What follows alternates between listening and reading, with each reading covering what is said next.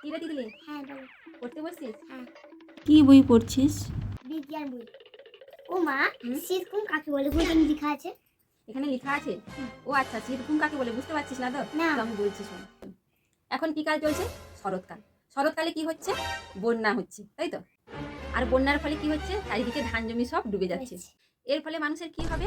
অভাব হবে। কিসের অভাব হবে? খাবারের অভাব হবে। তাই প্রতিকূল অবস্থা থেকে নিজেদেরকে রক্ষা করার জন্য মানুষ কি করছে তখন? নিষ্ক্রিয় অবস্থায় চলে যাচ্ছে। তারপরে শোন, মানুষের রক্ত কি? গরম। এই যে মানুষের গায়ে রক্ত যে গরম, না খেতে পেয়ে মানুষের গায়ের রক্ত সব কি হয়ে যাচ্ছে? জল হয়ে যাচ্ছে।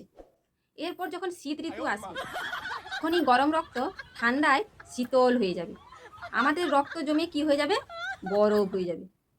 মানে জলকে ডিপ ফ্রিজে রাখলে কি হয়? জমে বরফ হয়ে যায়। তেমনি আমাদের রক্ত জমে বরফ হয়ে যাবে।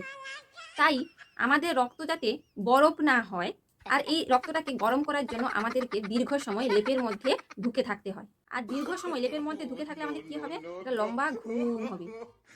তাই লেপের মধ্যে ঢুকলে যে আমাদের ঘুমটা হয় তাকে আমরা কি বলি? শীত ঘুম। তাহলে বুঝতে পারলি শীত ঘুম কাকে বলে? বল দেখি শীত ঘুম কাকে বলে? আমরা যে শীতের কালে যে লেপ তুলে যে ঘুমাই তাকে শীতকুম বলে। ঠিক ঠিক ঠিক। আমরা যে শীতকালে যে লেপের ভিতরে ঢুকে ঘুমাই তাকে শীতকাল বলে।